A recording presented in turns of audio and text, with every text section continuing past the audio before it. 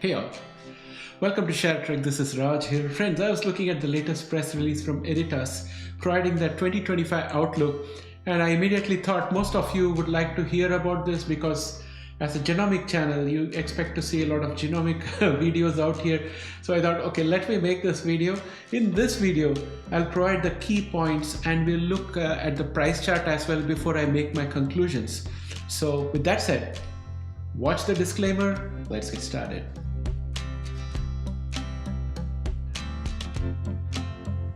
Welcome back, friends. Editas Medicine announced significant progress in their in vivo gene editing platform, setting the stage for advancements in therapies targeting genetic disorders. The company's recent preclinical proof of concept data shows breakthrough achievements in editing hematopoietic stem cells, that is HSCs, and liver cells, along with a detailed roadmap to drive innovation through to 2027. Let's take stock of some key scientific milestones. First, we'll look at the hematopoietic stem cell editing, which is basically used for things like sickle cell disease. Editas achieved efficient editing of HSCs in non-human primates using tLNPs or targeted lipid nanoparticles. This breakthrough is a critical step towards developing in vivo therapies for sickle cell disease and beta thalassemia, offering a simpler alternative to current ex vivo treatments. So that's a very good positive.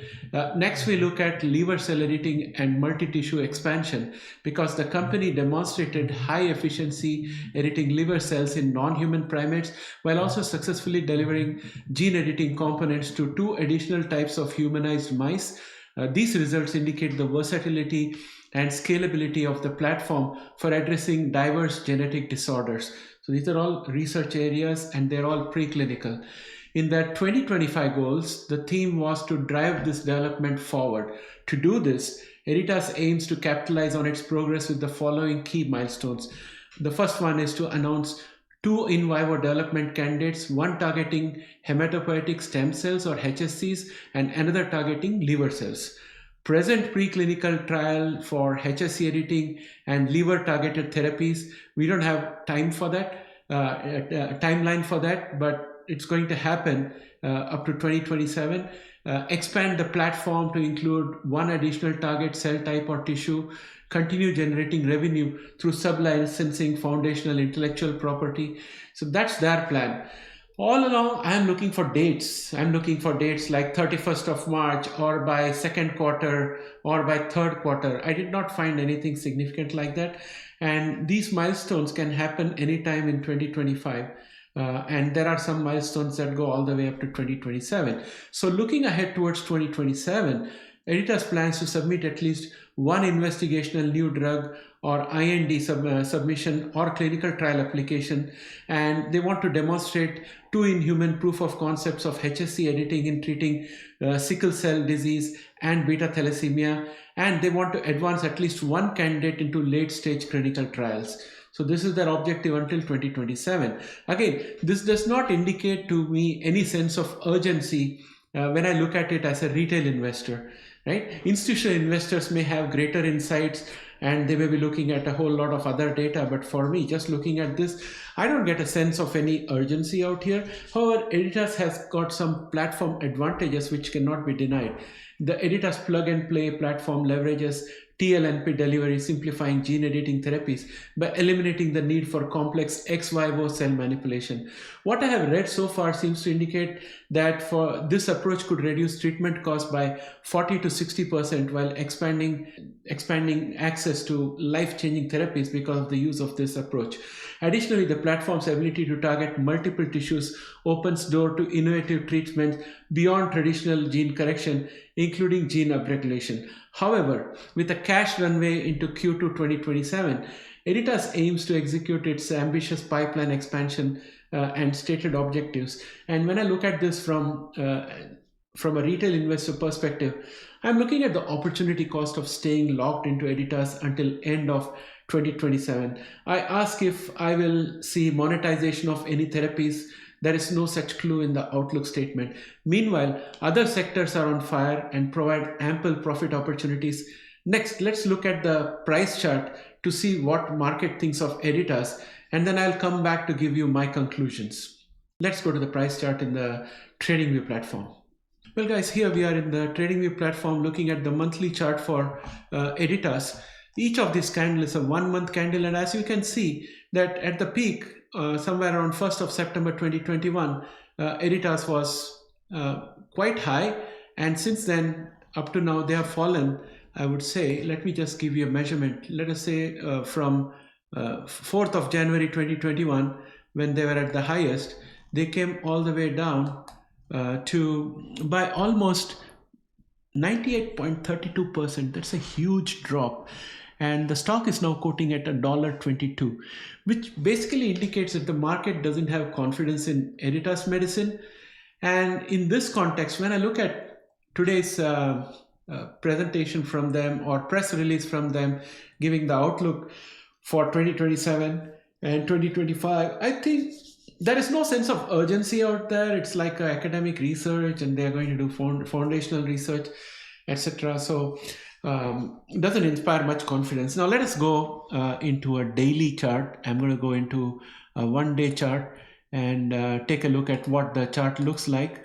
Again, the 1-day chart is also showing a whole lot of drop in price, and there's a little bit of dead cat bounce out here. It went to the all-time low of $1.12, and then it bounced back up a little.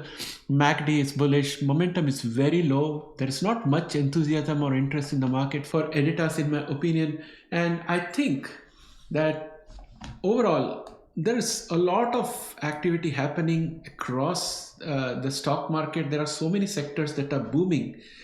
And to look at a performance like this is really very depressing. But as genomic investors, if you already invested in Editas at some higher price point and you have reached here right now, I think that it's going to be very difficult for you to bear any criticism of Editas. So I won't criticize Editas too much, but I would like to go now to my conclusions based on all of these things. In conclusion, I'll say that Editas Medicine's breakthroughs in HSC and liver cell editing are setting new benchmarks that cannot be denied. They are setting new benchmarks in the development of in vivo gene therapies, and that has got great potential. I do not deny that at all. However, in June 2021, there was an article in the Nature magazine that says that though AsCas12a fills a crucial gap in the current genomic editing toolbook, it exhibits relatively poor editing efficiency, restricting its overall utility. The article talked about an engineered variant called AsCas12a Ultra that increased editing efficiency by nearly 100% at all sites examined in HSPCs, iPSCs, T cells, and NK cells. The article further claims that AsCas12a Ultra maintains high on-target specificity, thereby mitigating the risk for off-target editing and making it ideal for complex therapeutic genome editing applications. So either Editas hurries up and monetizes and takes leadership and works on the next-gen nuclease, or they may lose ground to a competitor, because if they take too long to develop with Cas12a, there will be others who will start using Cas12a Ultra, and they may be coming up with a superior therapy, and Editas might lose some of its lead. It's already lost its ground when it comes to sickle cell disease, because we already have Bluebird Bio and CRISPR/Vertex already ahead of them. So I think that I feel Editas is moving at a glacial pace. I mean, it's very slow. They need to pick up a lot. That's my feeling, and I would like you guys to tell me what you think about Editas. Do you agree with me? And if you do not, I would like to hear from you, because I have an open mind, guys. I don't think that I'm an expert. I acknowledge that I'm a retail investor. I may not know everything. I'm just sharing my ideas with you so that you can also open up and share your ideas, and it can be of some benefit to me and the rest of the people watching the channel. I expect that our comment section would become a great tool for all of us to exchange idea and intelligence about the markets, so that we can do better as genomic investors and avoid getting into traps, or at least share strategies with each other so that we can see light at the end of the tunnel for many of our holdings that may not be that great. So with that, my friends, I'd like to bring this video to an end. If you like this video, please don't hesitate to press a like out there, because we need to grow the channel and we need to have more viewers looking at it, and more likes you give, it shows it to other viewers. So it helps with the YouTube algorithm. So at the very least, please do that for me. Thanks and have a great day. Bye for now. Enjoy your weekend.